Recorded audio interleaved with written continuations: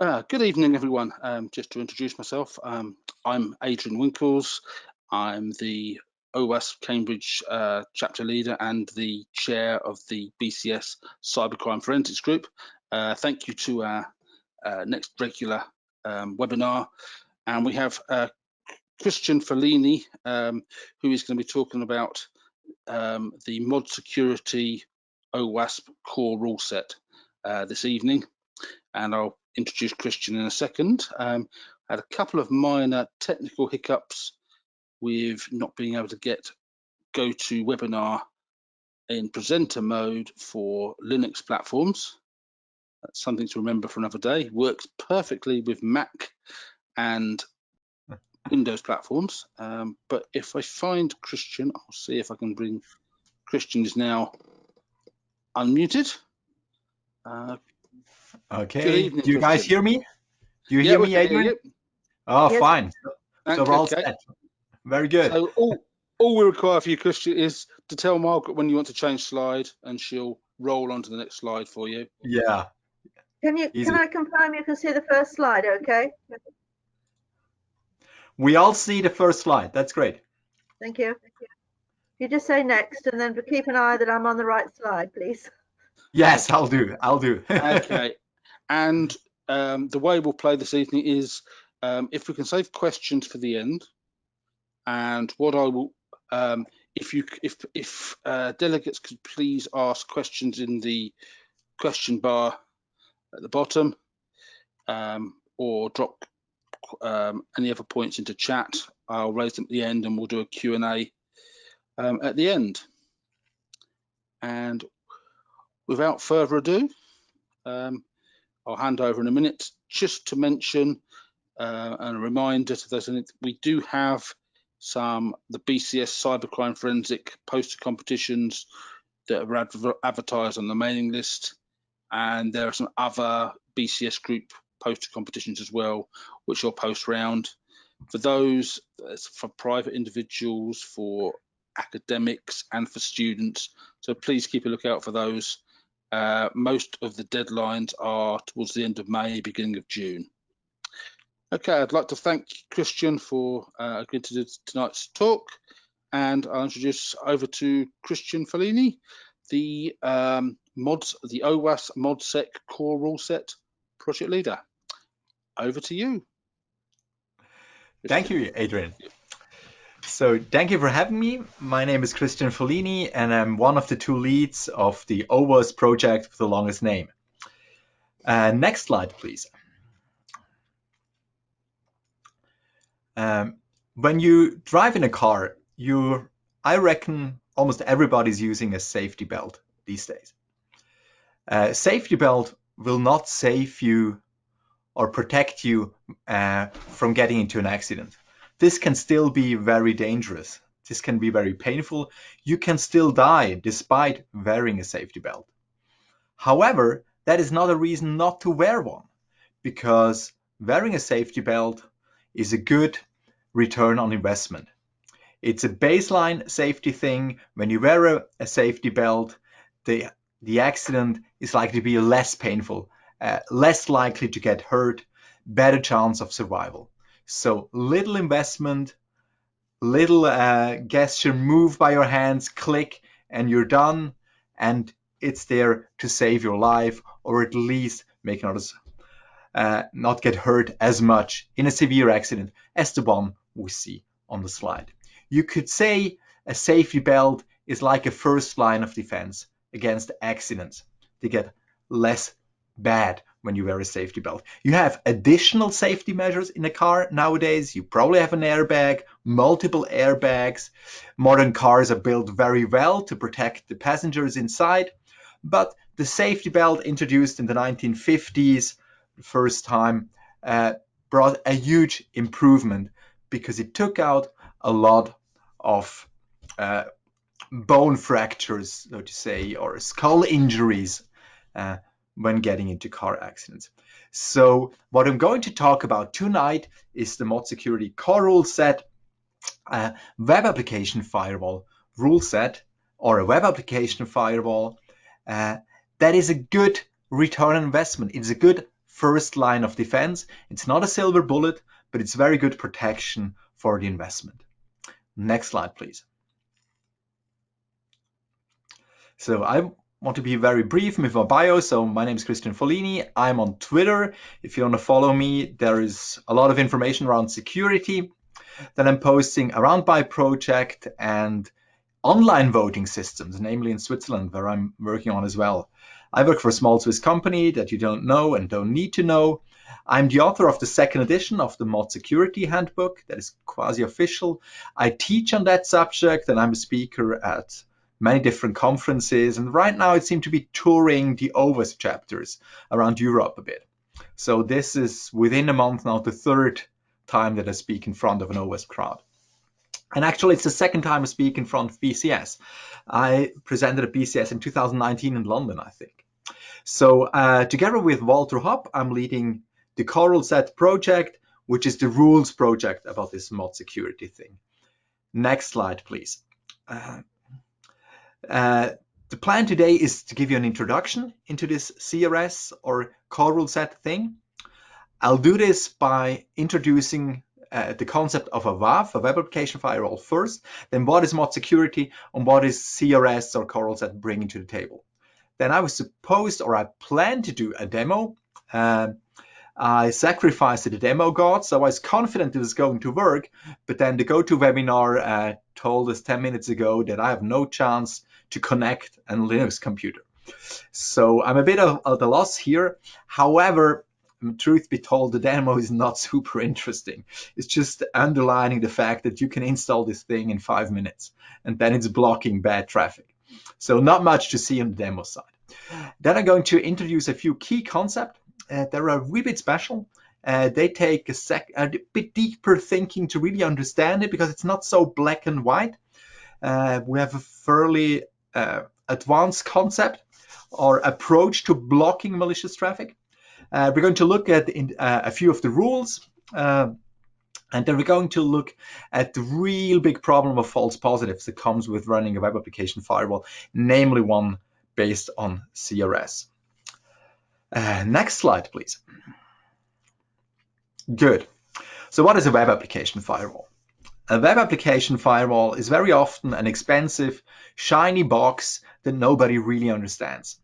PCI DSS forced a lot of companies into having a web application firewall. However, despite this being enforced now for 15 years, PCI DSS doesn't really tell you what to do with the web application firewall. It's good enough to have one. And unfortunately, very often, that is also what companies do with web application firewalls. It's good enough to have one. And of course, that is a very bad investment. But at least it's a check mark on some checklist. You need to have a WAF and you're done. If you take a closer look, then you realize that a WAF, a web application firewall, is a hugely complex beast. It's overwhelming what it does. It's usually overwhelming with the reports it gives you or the log files it sends, the alerts it's pushing out. And very often, WAFs are given to network teams or security operating teams or maybe even to application teams, but they are not specialists. They're meant to run a WAF as a hobby. And it's not a hobby. Or if it is a hobby, then it's probably very boring or very bad one. If you're really going to invest into web application firewall, you have to make this a priority, at least during the introduction phase. Then it can maybe phase out a little bit, but it's not something then you switch on and it works. If you do this, then either your application or the service will be blocked or it's not doing its job. I doubt you can have any web application firewall that is really protecting you from the bad stuff and still runs smoothly without interfering with benign or vanilla users. So in consequence, web application firewalls are rarely functional. People switch them on. They're blown away with all the information they're getting. It's a new system. They need to familiarize them with it. And very often they disable it or they go into a monitoring mode and planning to get this fully working maybe in the next quarter or maybe after the summer holidays, or maybe next year when all the projects are done and you have a lot of time to invest yourself into this. Of course, this never comes around. So there are a lot of web application firewalls that are barely functional in production. And you could say my job is helping people getting a fully functional web application firewall working. This is very often when they call me in, they've tried this out, it doesn't really work, they don't really understand what is happening, and then they invite me to do a workshop with them or to teach their team how to make good use of the machine they have purchased there. Next slide, please. So there may be 80 or 100 commercial web application firewalls on the market. PCI DSS being introduced, or when PCI DSS called for web application firewall, it opened a huge market. And many systems popped up, new vendors appeared. There was a lot of vaporware, you could say, around. So a lot of stuff being sold as super cool, hyper secure web application firewall. Very often it was a lot of hot air. I think the market is still very big. There are very good competitors out there. There are quite a few not so good ones, if you ask me. However, there is a single open source offering that is competing with the commercial products, and that is ModSecurity combined with CRS. ModSecurity is by its origin an Apache module. So Apache is the web server, and then you can install ModSecurity, the security module, to allow you to inspect HTTP, HTTPS traffic on the Apache web server. ModSecurity has been married to Apache from the start. The last 5 years, it kind of swam free of Apache. It's now running nicely on Nginx as well. Personally, I think it's not working just as well as on Apache, but a lot of people make good use of ModSecurity on the Nginx platform. But these are definitely the two priority ones. You can get it running on IIS as well, but I think I rarely see this in production. So ModSecurity is the open source offering competing with a lot of commercial offerings. Now, as it happens, a lot of the commercial offerings actually have ModSecurity under the hood. So it's a commercial box sold under a fancy or not so fancy name. And if you look closer, it's actually a ModSecurity in disguise. There are also very modern web application firewall being marketed as next generation, cloud-enabled, artificial intelligence, you name it, web application firewalls. I think these are promising concepts, but I rarely see them succeeding at the market so far. They've been around for like 5 or 10 years now, but very few are actually making inroads into the market. ModSecurity is completely different. ModSecurity is extremely simple in an architecture sense. It's a bit like a Swiss watch, you could see, a very mechanical Swiss watch. So it's complicated, it's complex, but it's you can still understand what is happening. Every byte that's being turned by this machine can be observed, tuned, tweaked, locked, or manipulated. So you get complete insight into it, and you have granular control, as if with tiny screwdrivers you adjust a Swiss watch like the one on the slide. It is embedded into the web server. It is rule-oriented, so you write rules or you deploy rules, and the rules tell the engine what to do. If you encounter the following pattern in a request, then this is bad and you block the request. This is as simple as it is.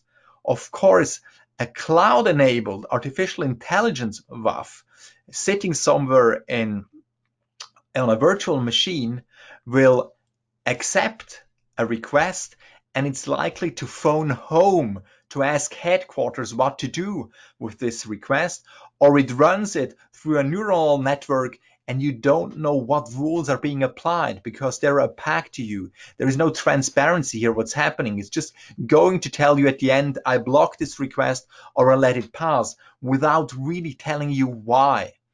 This is completely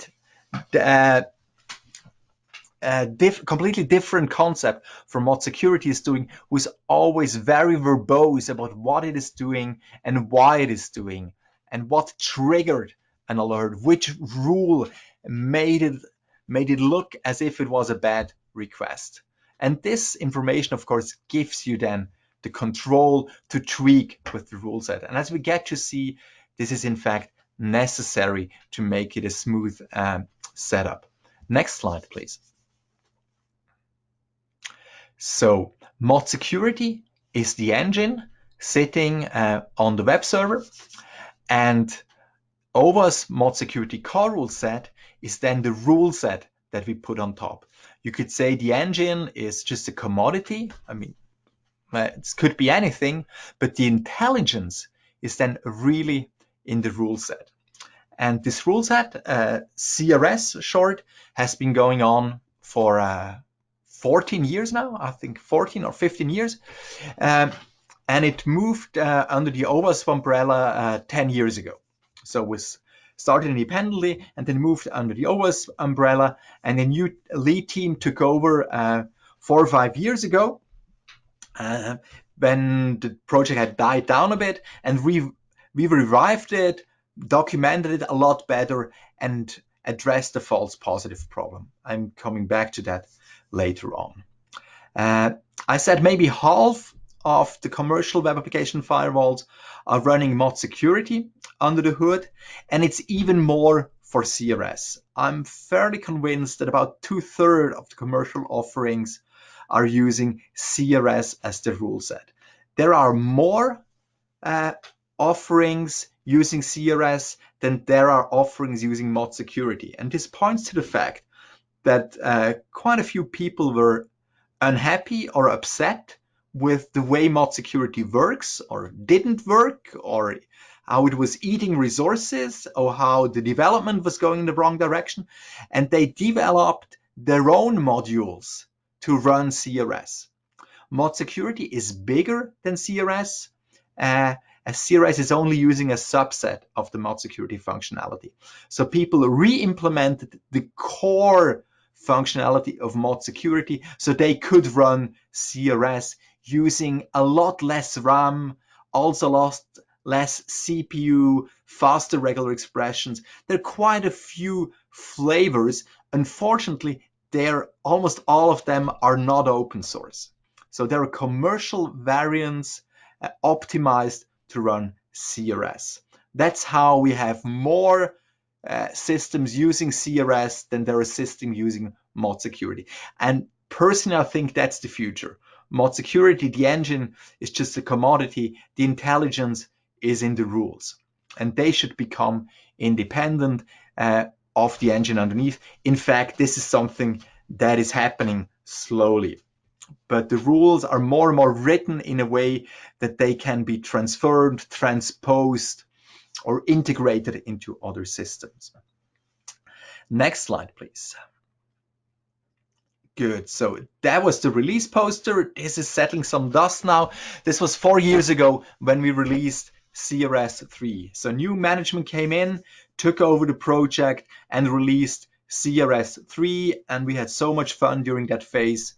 We invested into a movie poster or advertising movie poster style, and this is hanging on a lot of IT shops' walls. System administrators put them on their walls. You could even buy it online at a given time. If you're still interested in, you can download the data file and have it printed somewhere. I still think it looks fairly cool. Good, next slide. Good, so this was the demo. We're not able to do the demo. Apparently I cannot connect with my Linux machine. This is all there is to it. So if you want a quick installation, you can just clone the rule set, the project from GitHub. You have to copy a setup configuration file. So the rule set comes with its own configuration. included is an example of this configuration, and that one is good to go. So you just copy it over, and then in your Apache or Nginx configuration, you include the setup configuration, and then you include all the rules in the rules subfolder, and you're done. That's all there is to it. ModSecurity is supposed to be enabled already. Module is there. Now you get the rules. It's starting to block immediately. So with CRS 3, we really optimized the installation experience. This is as simple as it can get. And then you can enter the CRS setup conf and start to tweak things, readjust things, reconfigure stuff.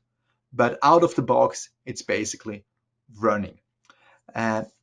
This AD installation used to be really painful, but you would also face a ton of false positive with the default installation. With CRS 3 that we released 4 years ago, this is over. Most application will continue to run. What is likely to happen is a few rough edges. There might be some functionality that is not working out of the box that you need to tweak. That is something you should encounter or detect in the testing phase before you move to production. However, it's unlikely to kill or destroy your whole application. And even if you happen to detect this in testing, then you can easily work around it. This takes a bit of practice. I'll return to that. Personally, I make an application run and fly within a couple of hours. No matter how difficult it is, most of the time. It's rarely that it's more complicated than that. Okay, next slide. Good. So we've now heard what this is. And could you scroll up a wee bit? Yeah, thank you very much. Now, how does it work? Or does it really, does it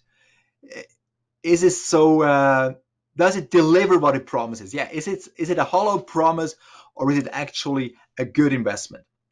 This here is a slide that I did based on research by a guy called Damiano Esposito from the Zurich University of Applied Sciences in Switzerland.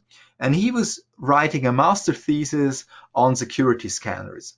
So he's like the security scanner Superman, and Burp was his favorite security scanner. The master thesis was about tuning Burp to be as aggressive as possible, really take the last bit out of Burp and make it super, super strong.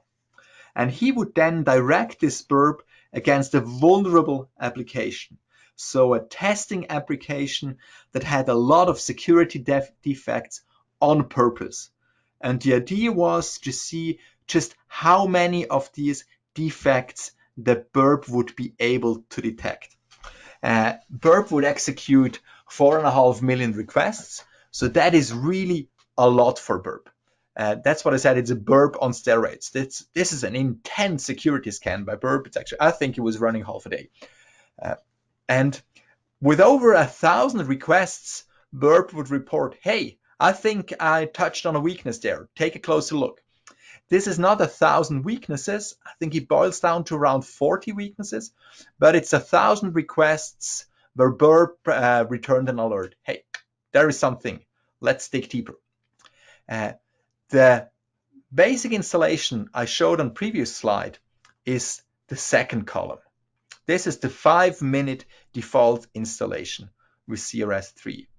And as you can see, around 80% of the problem is gone. 80% in the sense that the over 1,000 requests where Burp barked are now reduced to 170, 180, where Burp says, hey, I still see something. On the right, outside the graph, you can see that redirection attack and remote file inclusions, which are fairly heavy within Burp, are not affected at all. In the default installation, we cannot handle them. Why is that? Imagine a URI with a query string host equals disney.com. And that would then be a redirection attack. we don't know these domains. CRS has a very hard time telling a good hostname parameter from a bad hostname parameter. The way you protect things like that is with an allow list. You just define the permitted hostname parameters, and we cannot do this. So there are apparently areas where a generic rule select like CRS is very bad at protecting you, and the same is remote file inclusions. However, the local file inclusions, that's people requesting or trying to access the shadow file or the initialization configuration files locally. We detect this because we know all the typical files that attackers usually try to access. And we block these requests. If you're going to access the shadow file /etc/shadow, then we see that you're up to no good, and we block that on the request level before it hits the web server or the application. Cross-site scripting, huge problem, dominant on the internet, is hard to protect against. In the default installation, we are done with 80% of cross-site scripting, and I think these numbers still hold up. However, not 100. It's different for SQL injection, which is a bit easier to detect and definitely an area where we're very strong at. I'm not claiming that SQL injection is gone with CRS. Even it says 100% here, but it is gone as far as burp is concerned. Burp is no longer able to exploit this in an automatic way. It takes a manual attacker that will tweak with the attack and try to guess what is happening here and do this maybe in a blind way until he or she manages to get past the buff. So this is not a perfect protection, not even for SQL injection, but it's a very good first layer of defense because it takes a very dedicated, a very strong attacker to make it past this first defense line. We have additional columns here, and they are labeled as paranoia levels. So what are these? The default installation comes with rules that are very good when telling good from bad traffic. They make a clear cut between good and bad traffic. However, there are certain attacks, you see it here, cross-site scripting attacks, for example, few of them are not being detected. Why are they not being detected? Because it's not so easy to tell they're malicious. So CRS at paranoia level 1 tries to stay on the safe side, protecting the benign users with their vanilla traffic and making sure they're not blocked with their request. So it allows for certain false negatives to hit the application. So an attacker might not be detected. And that is a deliberate choice between a false negative, not detecting an attacker, to not causing a false positive, meaning blocking a benign user. Let me retell this story with the metaphor of a dog. The paranoia level 1 dog is a family dog. It's a very nice dog. If you have friends over, if your kids bring their friends to the house, the family dog is never biting any of these persons. You can rest assured, no problem with your lovely, nice dog. Everybody adores. The bad side is, of course, when there is a robber or a burglar breaking into your house, the family dog might not bark enough or might not bite the burglar because it's a nice dog, and if he gets a sausage, then it's very happy. So it's not overly aggressive. You could say the paranoia is very low with the family dog. Now, as you raise the paranoia level, the dog gets more aggressive. It gets more paranoid. At level 2, when somebody knocks on the door, you better put your dog on a leash. You never know. Paranoia level 3 is getting even worse, and the paranoia level 4, you can be assured it's going to be carnage if somebody's entering your house. So better be really careful when inviting friends. If you have the mailman delivering a packet to your door, make sure that he or she stays on the pathway. No attempt to go to the back door of your house to watch inside if you're at home. No, going to be attacked, going to be killed immediately. The Paranoia level 4 dog is really a crazy dog. It's very mad. However, it responds to training. You can still work with such a dog, but you need to invest into it. This is no longer a nice animal. It's no longer a nice beast. And it's the same with the rules here. The default installation brings the nice and lovely rules. They detect a lot of attacks, but they're not perfect. And then as we've raised Paranoia levels, we're introducing more and more rules into the rule set. And at Paranoia level 4, the rules are so crazy that it's really, really difficult for an attacker to sneak past the rule set. However, this comes with the price that a lot of benign traffic is also being blocked. So we need to tune the rule set so the application continues to work. We need to train the dog and tell them, look, the mailman is a nice person and he's delivering packets to our doorsteps, and we actually want this to happen. So don't bite the mailman. This is the tuning process. This is the training process. And it's the same thing with the web application firewall, with CRS. Next slide, please. Summing this up, the Paranoia levels are addressing your security needs. We would say in the project that the Paranoia level 1 is the baseline protection. Everybody putting something on the internet should be using CRS in the default installation. This gives you an 80% protection from the bad stuff. Most of the time, or very often, this is good enough to drive a casual attacker away.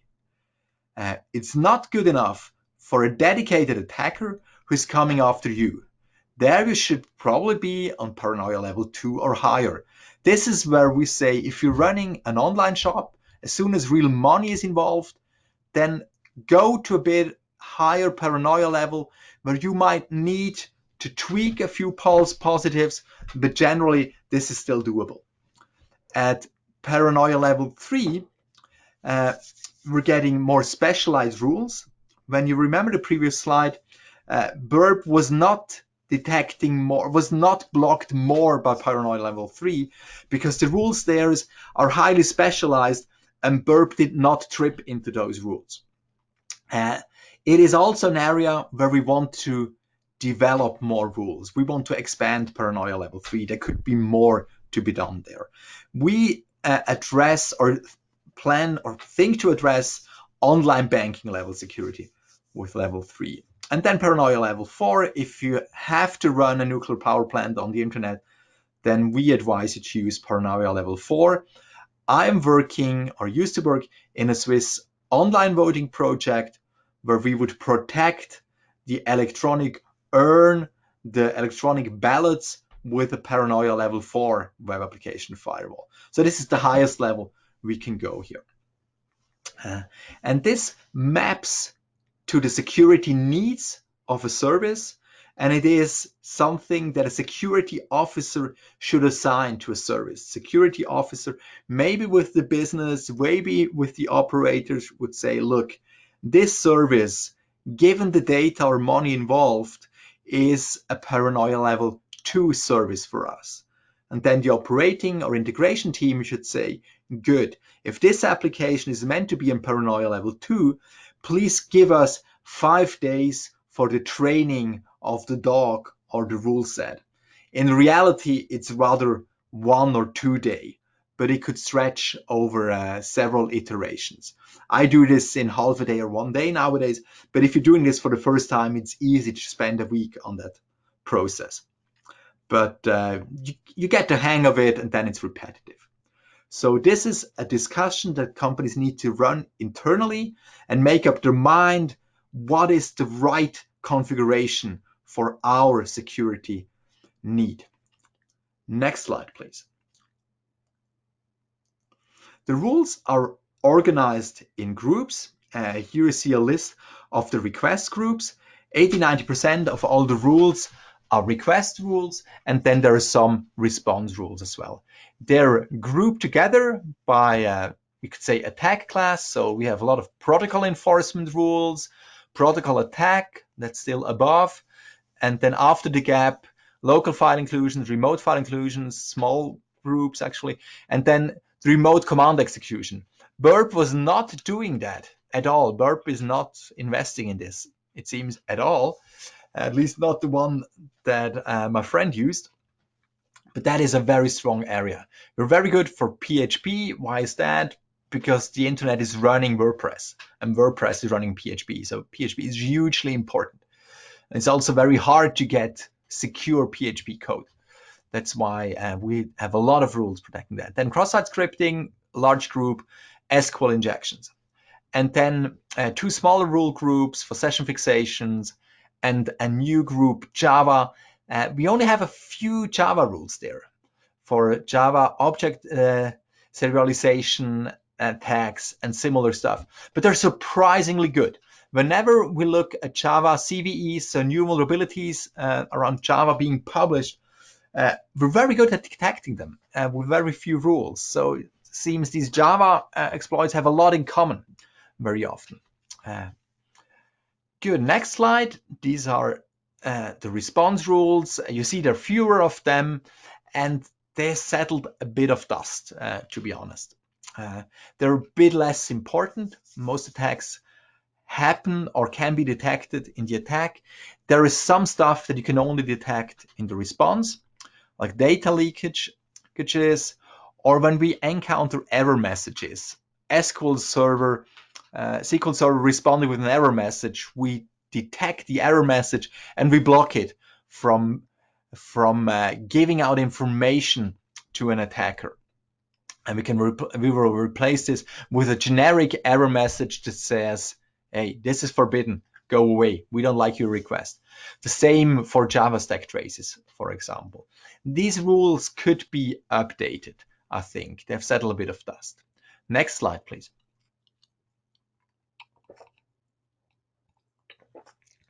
These are the protocol enforcement rules.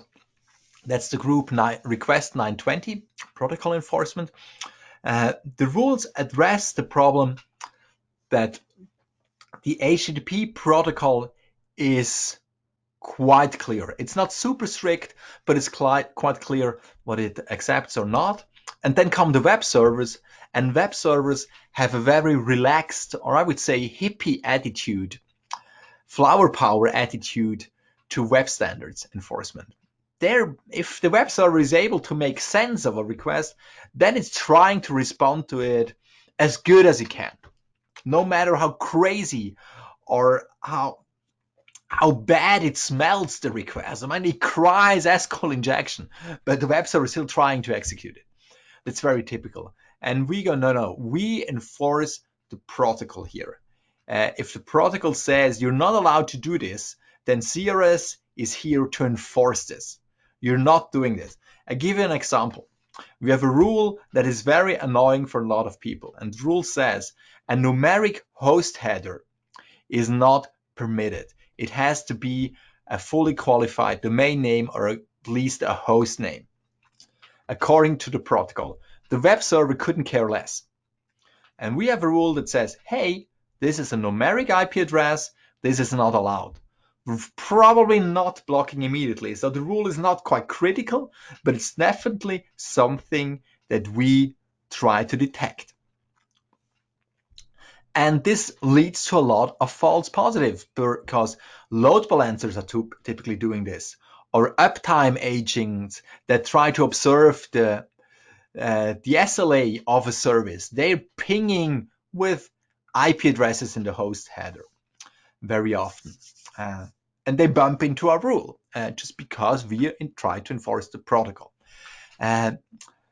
You can see here on this slide that the protocol enforcement rules, there seem to be over 40 of them. How do we, are they set across the Paranoia levels? So most of them are in Paranoia level 1. few in Paranoia level 2, 3, the level that is under active development has a single rule, and then Paranoia level 4 has another 4 rules. This is quite typical for the rule groups. Most of the rules are in PL1, and then when you enable higher Paranoia levels, you're getting more and more rules. Next slide, please.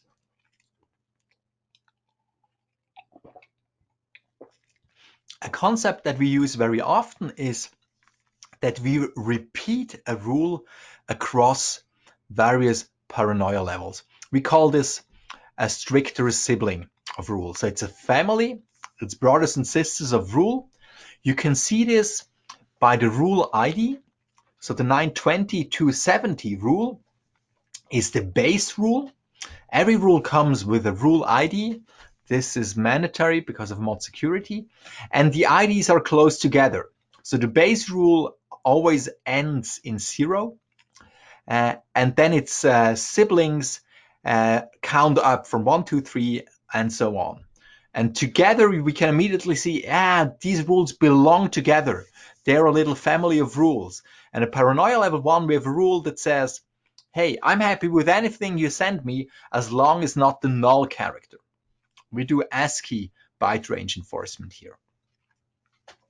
At Paranoia level 2, we bring the same rule, the same idea, but it's now tighter. It says we only accept the visible ASCII range plus the tab and the new line character. That should be good enough to fill out a text form in an online application. So we can do that in Paranoia level 3. In Paranoia level, in Paranoia level 2, you can still fill out a text form with visible ASCII range.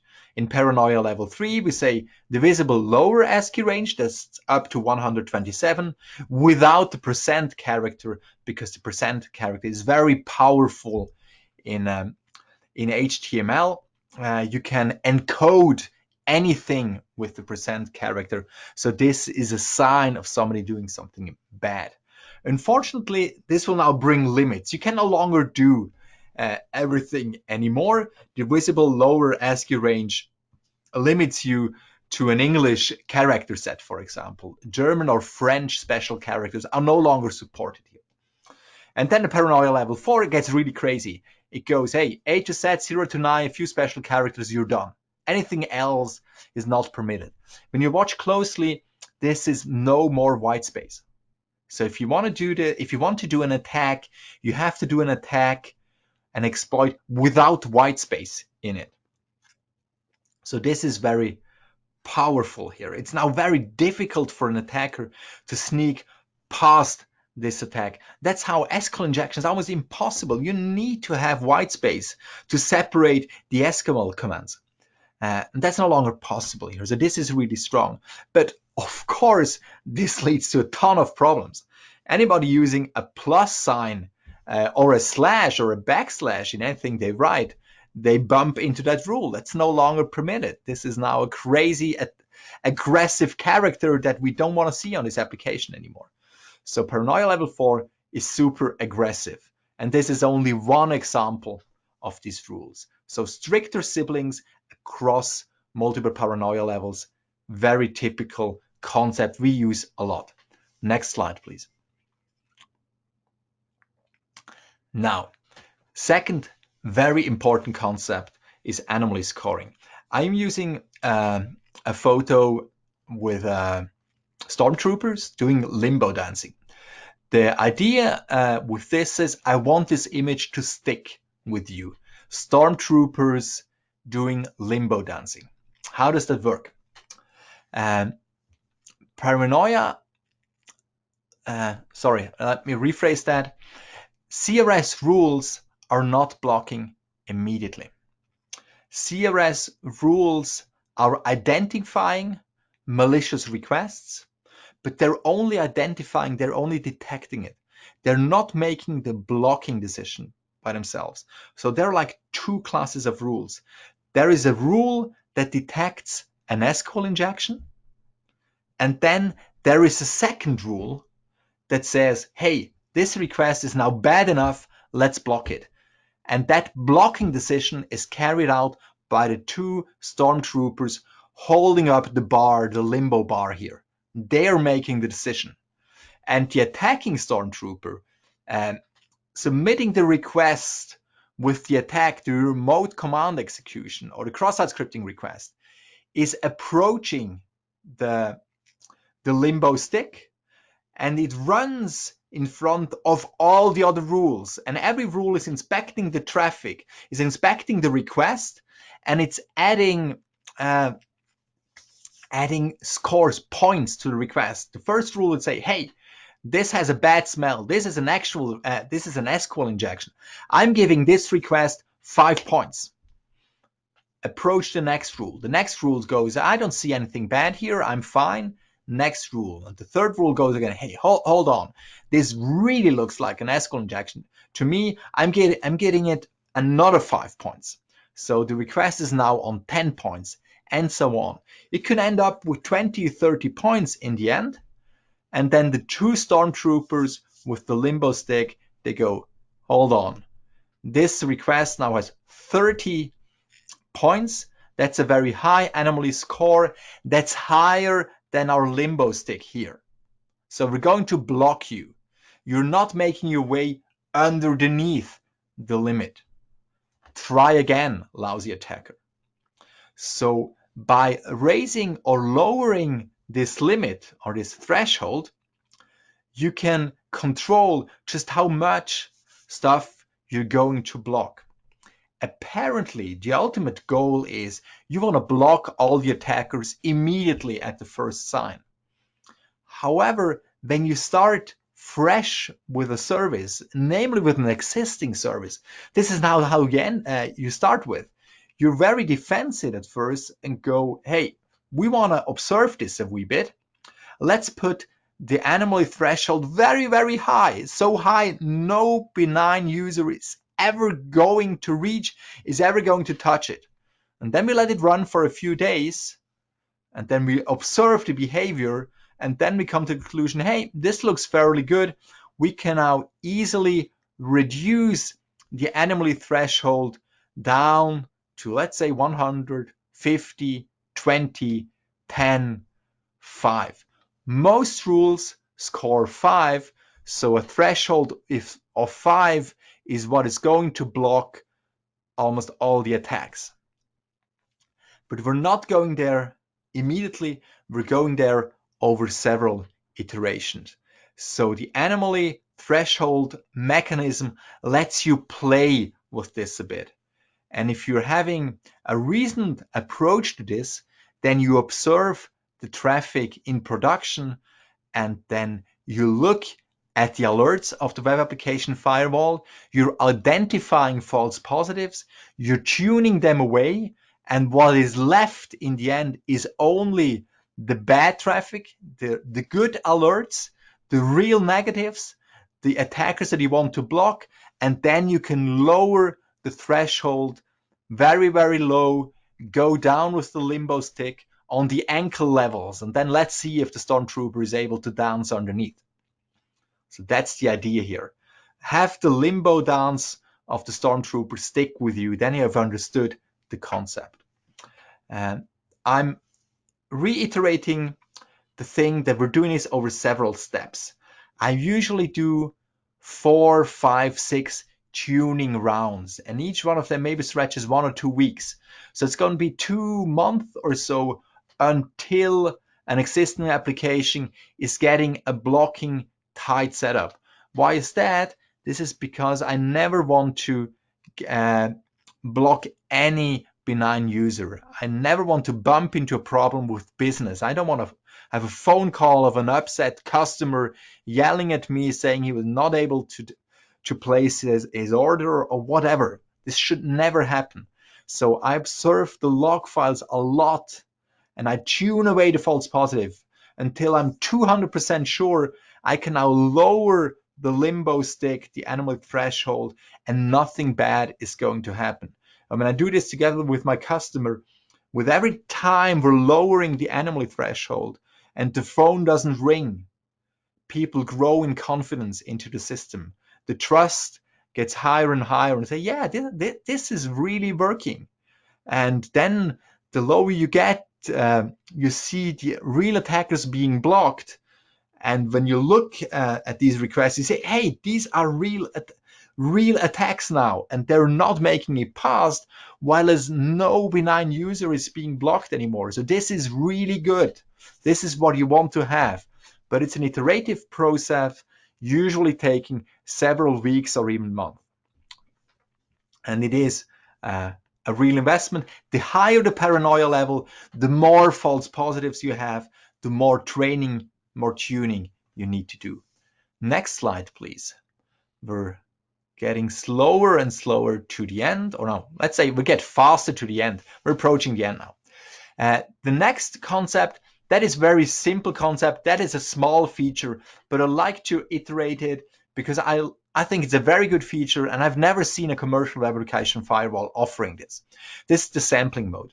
Imagine you have a production system with millions of requests a day, so that serious traffic. And the server works more or less nice. It's able to swallow this. And now comes this ModSecurity idea, but you don't know what's going to happen. I mean, the server could die. I mean, this is a CPU overhead. You're going to inspect traffic. This is heavy work. You don't know what's going to happen. So there is the sampling mode. You can put this, enable it on a production system and say, hey, we only want 1% of the requests being funneled into CRS. So 99% should just bypass the above. ModSecurity by itself isn't doing much, so almost nothing actually. The CPU stuff happens in CRS, and if we say, hey, 90% of the requests will bypass CRS, then how bad can it be? The worst is going to be that a customer has to press F5 and reload the page. And even that conceptually shouldn't happen. And CPU should be able to swallow 1% of requests being funneled into CRS. So this is really something where you can observe the behavior of a system you're not familiar with, at least not when you put CRS on top.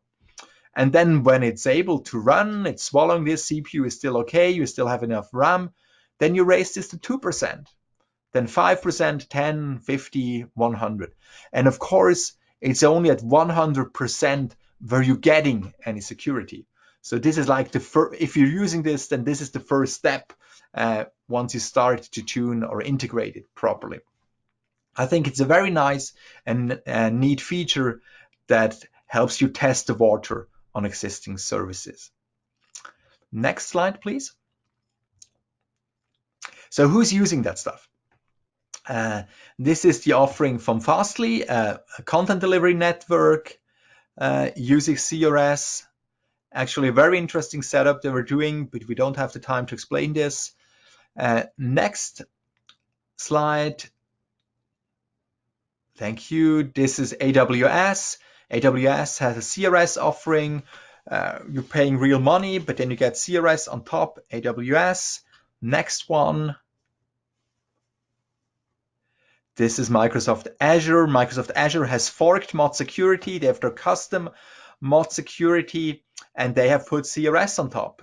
This is a paid offering as well. It's upselling stuff, getting ModSecurity or their fork ModSecurity and CRS on top of Azure. Next slide. This is now Oracle. With Oracle, they're not really upfront about what they're doing there. But when you know CRS, then it becomes fairly soon apparent that this is what they're actually running. And I can confirm I have taught a security operating center of Oracle how to run CRS. So this is what they're really doing in their cloud. Next slide. So this is Cloudflare.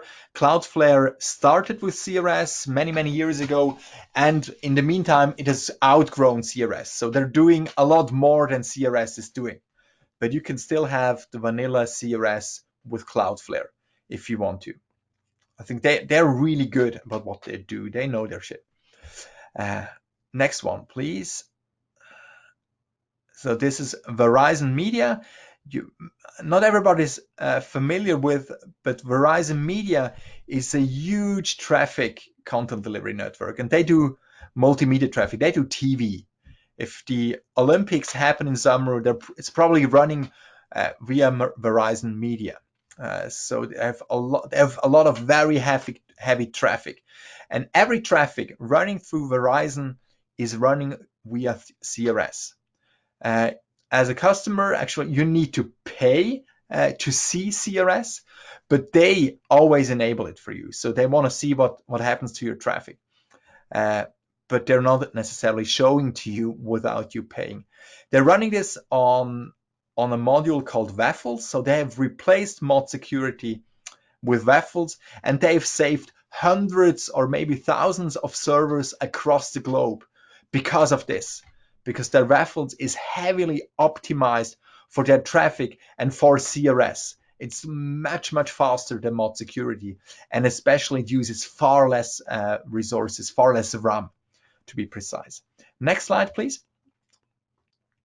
Yep, exactly. So these were various offerings, commercial offerings for CRS, to give you an idea. Like almost all the big cloud vendors nowadays have a CRS offering. It's there as an upselling option, something you can select. I repeatedly told you about false positives. False positive is if you have a friend coming over and the dog bites her in the leg, blood flows, very bad, mess up, shouldn't happen. You really need to take care of your dog. This is not happening again because your friend is unlikely to return as long as the dog is around. So better be careful there. You need to tune away the false positives. How you do that? You observe the application. I mean, if you're smart or if you have a very good DevOps setup, you encounter this in development already, because in your continuous integration pipeline, you run CRS on new pull requests before they're merged. So you're immediately aware of it. However, the standard setup is you encounter false positive in the testing service or on the production service. And then you need to observe the logs and identify it. This is quite often done by hand. You look at it and say, no, this is obviously an SQL injection, or say, hold on, this is a bit, shouldn't happen. This is somebody living at a very crazy address, and on the registration form, that person was blocked. Give you an example, a problem they have solved in the meantime. Somebody was registering for a service at 22 Union Street, and that raised an alarm, because Union is an SQL keyword. So 22 Union Street could be made look as if it was an SQL attack. And CRS came to that conclusion, and it started to block this registration form. And we got an issue, we got a false positive report on GitHub, and we looked at it and said, yeah, this is obviously a false positive. We need to do something about it. It shouldn't be so easy to trigger this. Let's add a bit of context to the pattern here. So 22 Union Street is no longer triggering it. And in the production release, the stable release, this is no longer happening. This is a typical false positive that you need to tune away. It's good to report them to us, so we tune it away for you. And in the meantime, or in general, you can do this yourself. You're fighting this with training the rule set via reconfiguration. So I'm going a bit too far how you do this, but here on the right, you see a cheat sheet that instructs you how you can get this done. There are basically 4 types of rule exclusion, we call it. A rule exclusion means in the following context, in the following situation, please don't apply this rule. This can be very general, saying the following rule is disabled on this service. Or it could say, hey, this particular SQL injection rule is not applied to the street parameter on the registration form. That would be a very granular rule exclusion that is very limited in scope. Basically, there are these 4 variants, and you can download the cheat sheet from my website. And the idea is Paranoia level 2 and up. You should be able to solve this on your own with the online documentation. If you bump into a false positive in Paranoia level 1, or your users do, please report it on our GitHub. We're actively fighting false positive. We want to be free of false positive in the default installation. And even if we cannot really get there, we cannot possibly do this. We want to get as close as we possibly can. Next slide, please. I'm almost done now. I think I'm slowly getting over time. On my website, nea.com, I have like a canonical set of 12 Apache ModSecurity CRS tutorials. This is also existing for Nginx, but actually not all 12 of them. And I'm a bit focused on Apache because this is what I know best. And this is the best quality of tutorials I've done. The Nginx is more of a fork. And it works a bit better on Apache. It's easier to run. It's easier to operate in production, and it's a bit easier to tweak with. So you have an easier ride when you do this in Apache.